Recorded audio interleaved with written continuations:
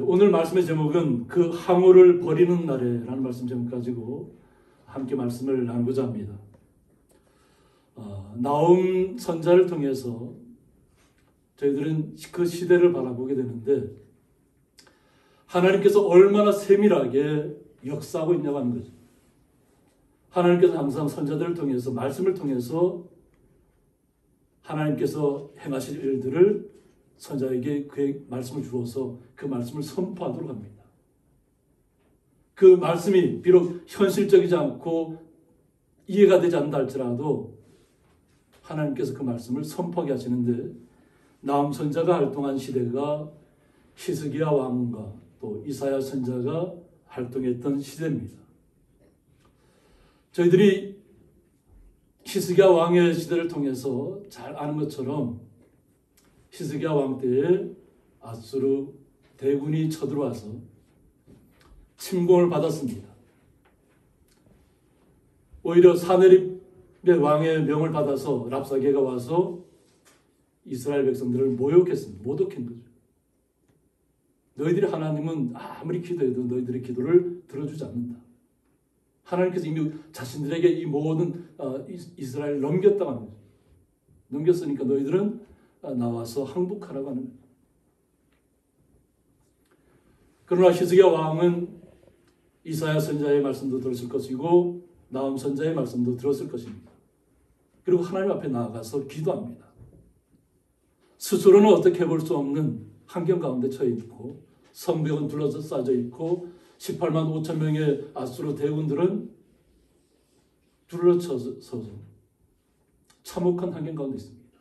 그 당시에 성경 이 말씀을 살펴보면 그냥 고립이 된 거죠. 고립이 되어서 먹을 양식이 없어서 어떤 일까지 벌어졌냐면 태어난 아기를 먹을 수밖에 없는 정말로 극한의 상황까지도 갔었다고 하는 거죠. 참혹한 환경.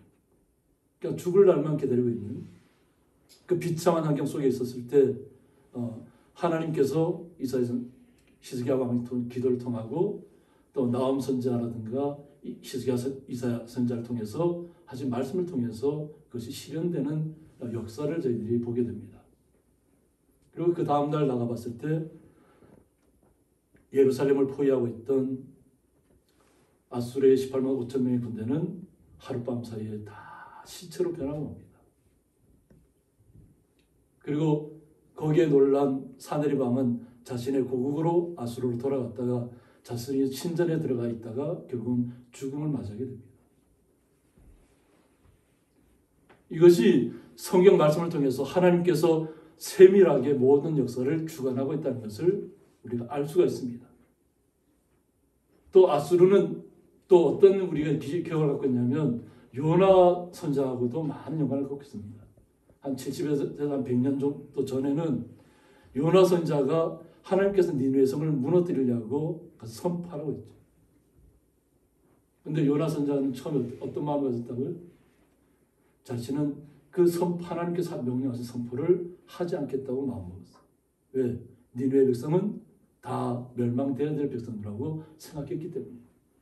그런데 하나님의 계획은 뭐냐면 비록 멸망당할 민족이라도 그들에게 다시 한번 기회를 주는 것입니다. 그랬을 때 요나 선자가 정말로 자신이 다시 돌이켜서 니느웨에 가서 말씀을 선포했을 때 니느웨 온 백성과 왕과 모든 가축에 이르기까지 모든 명령을 내려서 다 회개하는 돌이키는 역사를 우리가 알고 있습니다. 비록 잘못된 길을 걸어갔다 할지라도 돌이켰을 때에 하나님께서 다시 한번 그 평안을 허락해 줬다고 하는 것입니다.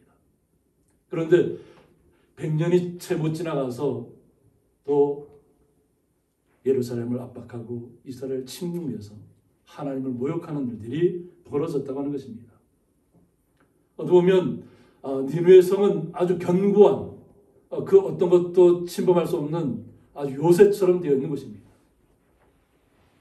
이 요새가 결국은 무너지는 계기를 만든다고 하는 거죠.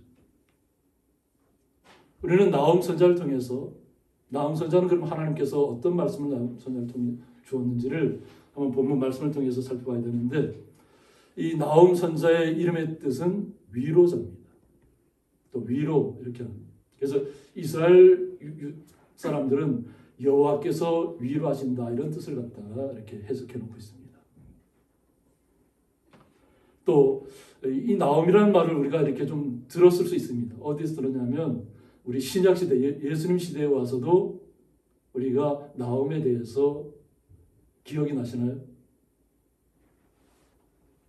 가버나움, 예수님께서 많이 활동하셨던 가버나움이 바로 나홈의 마을입니다. 그러니까 하나님께서 위로하시는 마을이라는 거죠. 그러니까 이 나홈 선자를 통해서 역사적인 그 실제적인 일을 통해서 이 가버나움이라는 이름도 생겨났다고 하는 것입니다. 그러니까 하나님께서 위로하는 마을, 성이라는 거죠. 성. 그러면 오늘 나홈 선자를 통해서 하나님께서 왜 나홈 선자를 통해서 아수르에게 주님께서 말씀을 주셨냐면 1장 10절에 보면 가시덤불같이 엉클어졌다고 했습니다. 아수르라는 민족이 가시덤불처럼 변했다는 것인데 가시덤불은 씨름이라고 해서 돌이킬 수 없는 지경에 이른 아수르 백성의 제약 상태를 상징하는 비유적 표현이라고 신학자들이 나타내고 있습니다. 돌이킬 수 없을 만큼 제약을 저질렀다는 것이죠. 회복할 수 없는 상태까지 나아갔다는 것입니다. 그렇기 때문에 하나님께서 나홈 선자를 통해서 말씀을 주었다고 하는 것입니다. 그러면 이 가시덤불 같은 아수르 민족을 하나님께서 어떻게 처벌할 것인가를 오늘 나타내는데 술을 마신 것 같이 취한 그들은 아수르 민족의 그 상태가 어떠냐면 술을 마신 것 같이 취했다고 하는 거죠. 그러니까 온전한 정신력을 상실했다고 하는 것입니다. 우리가 솔로몬의 잠언을 통해서 보면 지도자, 왕들은 술을 쳐다보지도 말라는 구절이 있습니다. 우리는 보통 술 취하지 말라는 구절을 많이, 저도 예전에 술 취하지 말라는 구절을 많이 인용했습니다. 술만 취하지 않으면 되겠지. 술을 쳐다보지도 말라는 것은 왕이나 지도자들이 해당되는 얘기니까 나에게는 해당되지 않는 얘기라고 그냥 내 눈을 가려버린 것이죠. 그리고 술만 취하지 않으면 된다고 생각하고 술을 마셨던 것이죠. 그런데 나라를 다스리는 지도자들은 솔로몬이 말씀했던 것처럼 술을 쳐다보지도 말아야 됩니다. 결국 술이 그 사람의 정신 상태를 망가뜨리는 것입니다. 이것은 어떤 비유적인 표현이기도 하지만 그와 같이 그들의 정신 상태가 완전히 무너져 내렸기 때문에 하나님께서 심판하시는데 마른 지푸라기 같이 모두 탈 것이라고 이야기합니다. 마른 지푸라기가 불에 타면 얼마나 빨리 타나요? 그냥 뭐 불 붙이는 순간에 그냥 휘리릭 하고 타버리는 것이 마른 지푸라기잖아요. 이건 불쏘시개로도 쓸 수 없을 정도로 빨리 타버리는 것이 지푸라기입니다. 마른 지푸라기. 하나님께서 마른 지푸라기처럼 아수르 민족을 멸하시겠다는 것입니다. 그들이 이미 병들었다는 것입니다. 술에 취한 것처럼. 지도자들이 온전하게 하나님을 온전하게 섬기지 못했다는 것입니다. 이것을 통해서 나홈 선자가 주님께 받은 말씀을 전하는 그 시간입니다. 이 시간에 어떤 말씀이 들어오냐면 파괴하는 자가 너를 치러 올라왔다고 했습니다.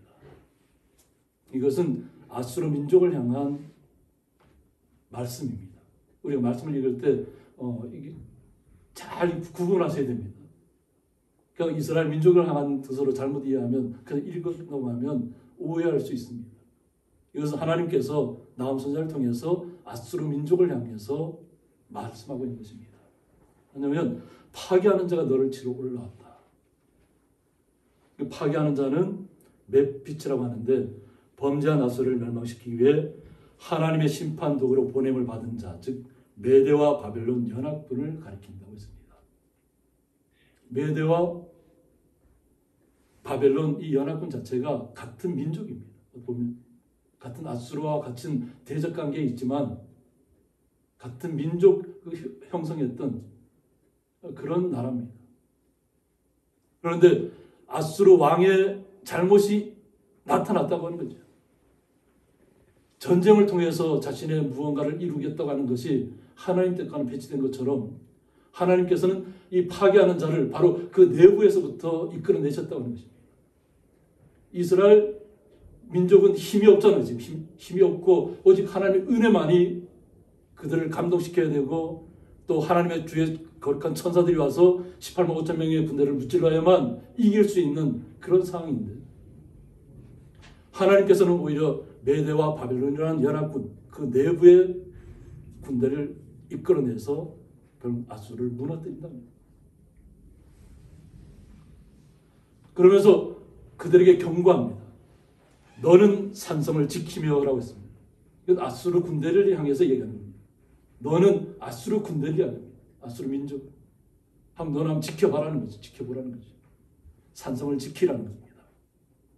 그리고 길을 파수하며 내 허리를 견고히 묶고 내 힘을 크게 굳게 할 자다.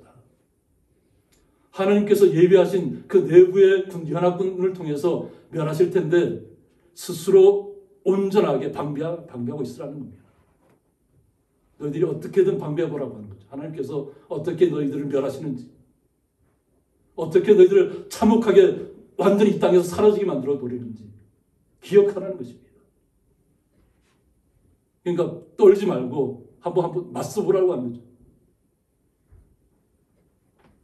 그러면서 하나님께서는 이스라엘 백성에게는 회복의 시간을 허락해 준다는 것입니다. 여호와께서 야곱의 영광을 회복하시되라고 했습니다. 어쩌면 이스라엘 민족도 하나님 앞에 범죄했기 때문에 결국은 침략을 받을 수밖에 없었고 보면 아수르가 몽둥이의 역할을 한 것입니다.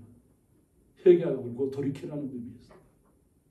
그런데 몽둥이가 몽둥이의 역할을 넘어서서 자기가 신이 된 것처럼 나타났기 때문에 결국은 아수르가 무너지는 계기가 되는데 참혹한 환경 가운데 갔던 이스라엘 민족을 다시 회복시켜 주시겠다는 겁니다. 하나님께서. 아수르 민족에게는 그들은 이 땅에서 사라지게 만들지만 다시 한번 이스라엘 민족에게는 돌이킬 수 있는 그 영광의 시간을 맞이할 수 있는 시간을 다시 한번 허락해 주겠다는 것입니다. 그래서 이스라엘의 영광 갖게 하시겠다. 오늘 표현을 보면 야곱과 이스라엘이 나옵니다. 야곱의 이름은 속이는 자잖아요. 그런데 이 야곱이 하나님과 겨루어 이겼다고 하는 것이죠. 그러니까 하나님과 겨루어 이겼다는 것은 오직 주님만이 나의 모든 것이라고 주님을 붙잡고 놓지 않았다는 것이죠. 우리가 야곱의 씨름을 통해서 알 수 있듯이 우리는 이 땅에서는 자신의 형조차도 자기를 죽이려 하는 그 상황 속에 있잖아요.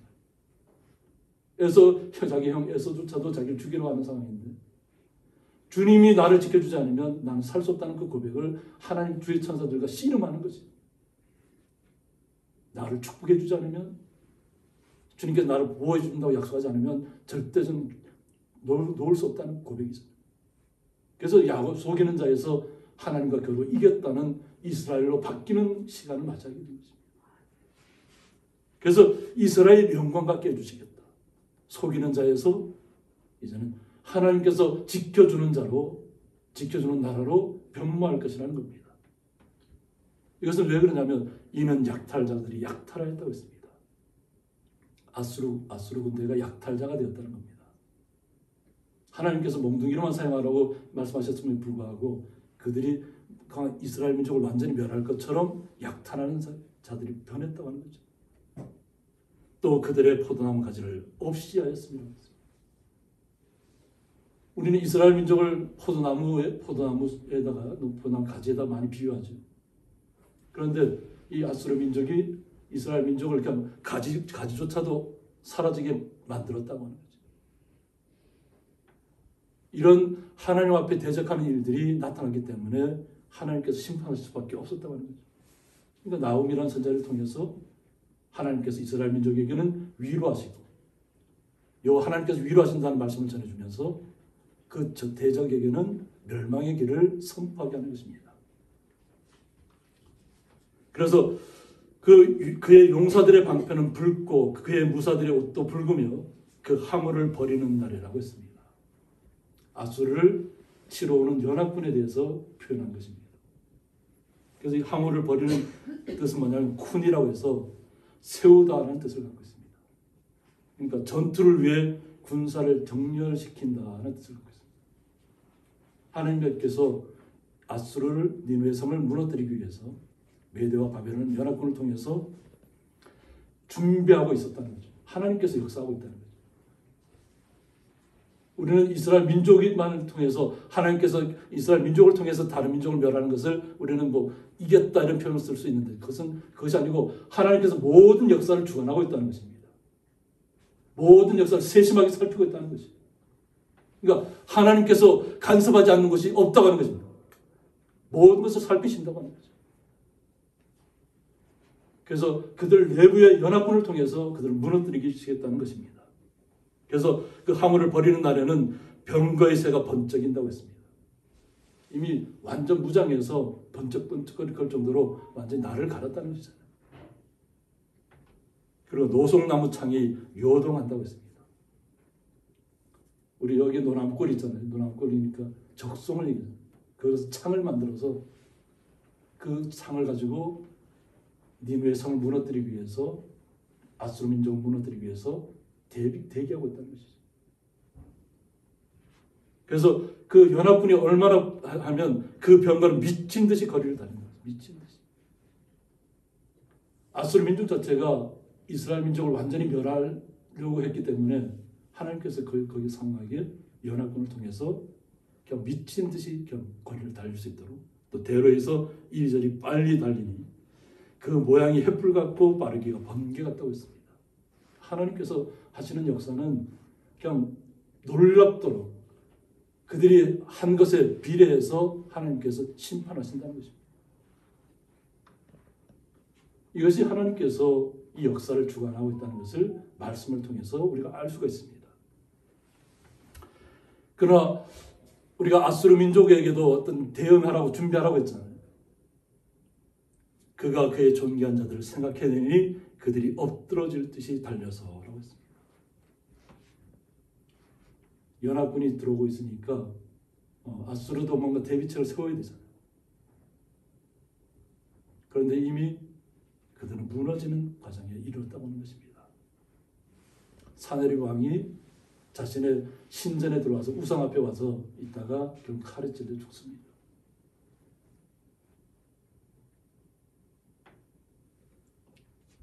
그래서 그들이 아무리 급하게 성에 돌아와서 그것을 막을 준비를 하고 있어도 그것은 한순간에 사라진다는 것이 끝난다는 것입니다. 보면 니느웨 성이 이거 보면 하류 쪽은 티그리스 강인데 이 어떤 물이 어떤 그 보면 그 니느웨 성의 중간을 관통하고 있습니다. 니느웨 성이 보면 가장 비옥한 곳이 가장 비옥한 곳. 모든 것이 풍족한 곳이. 그리고 외부에서도 적이 쳐들어오지 못하게 바깥으로도 수로가 다 있습니다. 그런데 이 자신들이 유익함을 위해서 외부의 접대를 막기 위해서 우리가 만들어놨던 그 모든 수문들이 열렸다고 하는 것입니다. 강들의 수문이 열리고 했는데 이 강들의 수문은 사할의 한네하르트라고 해서 티그리스 강의 범람을 막고 수위 조절을 위해서 마련된 수문이라고 했습니다. 자신들이 무언가 대비하기 위해서 만들어놨던 것이 오히려 자신들을 무너뜨리는 시간들을 맞이하게 된다는 것입니다. 이것은 꼭 그 댐의 역할만이 아닙니다. 댐은 어떤 그것도 하나의 방법이 될 수 있겠지만 어떤 연합군이 완전히 물밀듯이 쳐들어와서 그들을 싹 쓸어버린다는 얘기입니다. 하나님을 대적했고 하나님을 모욕했고 하나님의 백성들을 그냥 가차없이 포도나무 가지를 싹 베어버린 것처럼 하나님께서 다 그것을 지켜보고 있었다고 하는 것입니다. 그리고 선자들, 하나님께서 바로 하는 신앙이야. 선자들을 통해서 말씀하게 하고 그 말씀이 실제로 이루어지게 한다는 것입니다. 그래서 하나님께서는 역사하시는 하나님. 우리 삶 속에서 우리를 지켜보시고 불꽃 같은 눈으로 결국은 그와 같은 과정을 통해서 왕궁이 소멸되었다고 하는 것입니다. 그 왕궁이 다 소멸되고 나중에서야 1800년대에 그것이 다시 발굴이 됩니다. 발굴되고 나니까 얼마나 거대한 성벽이 나타난지 몰라요. 그 니느웨 성벽이. 아무리 거대한 성벽이라 할지라도 한순간에 무너뜨려짐을 당했다고 하는 것입니다. 이러한 시간들을 통해서 결국은 하나님께 심판이 어떻게 나타나면 나홈 2장 7절에 보면 정한 대로 왕후가 벌거벗은 몸으로 끌려가니 그 모든 시녀들이 가슴을 치며 비둘기같이 슬피 운다고 했습니다. 그러니까 나차부라 해서 하나님이 계획하고 작정하신 대로 모든 것이 다 이루어졌다고 하는 것입니다. 그들이 수없이 많은 사람들을 비참한 가운데로 몰았잖아요. 죽은 가운데로 내몰았잖아요. 처참한 환경 가운데로. 그것을 하나님께서 기억하셔서 그들에게 다 그대로 갚아주시는 거예요. 하나님께서 정하셨다는 거죠. 그리고 13절에 보면 만군의 여호와의 말씀에 내가 내 대적이 되어라고 했습니다. 우리가 이렇게 눈으로 볼 때는 연합군이 그들을 물리친 것처럼 되지만 하나님께서 그 안에 역사하셨다는 거죠. 그래서 내 병거들을 불살라 연기가 되게 했다. 그들이 그동안 자랑했던 군사력을 자랑했던 자신들의 위용을 떨쳤던 그 병거들이 다 연기처럼 불살라져 버렸다고 합니다. 그리고 내 젊은 사자들을 칼로 멸할 것이라고 했습니다. 칼로 죽임을 당한다는 것이죠. 내가 또 내 노력한 것을 땅에서 끊을 것이라고 했습니다. 그들이 이 아수르라는 나라가 그동안에는 많은 나라부터 침략하고 난 다음에 조공을 받았잖아요. 이스라엘 민족도 조공을 바쳤습니다. 그러니까 주변 나라들도 아수르한테 보호를 받기 위해서는 조공을 바쳤다는 것이죠. 모든 진귀한 모든 보물들은 다 갖다 바쳤다고 하는 거죠. 그런데 그것을 다 완전히 끊어버리겠다는 거예요. 그리고 내 파견자의 목소리가 다시는 들리지 아니하리라고 했습니다. 파견자는 뭐냐면 자신들이 그 조공을 받기 위해서 보면 각 침략해서 정복한 나라에다가 파견한 사람들을 얘기합니다. 이제는 그 파견 나갔던 자들의 목소리가 들리지 않을 것이라는 겁니다. 민족 자체가 사라지게 되고 그들이 지금까지 약탈했던 것을 통해서 오히려 자신들이 약탈을 당하고 무너지는 시간들을 맞고 있다는 것입니다. 우리는 하나님의 백성입니다. 거룩한 주의 크리스찬입니다. 주님의 자녀입니다. 이 땅의 모든 시선들을 바라볼 때 하나님이 살아계시고 역사하시고 우리의 삶의 주관자가 되신다는 것을 온전히 믿으시기 바랍니다.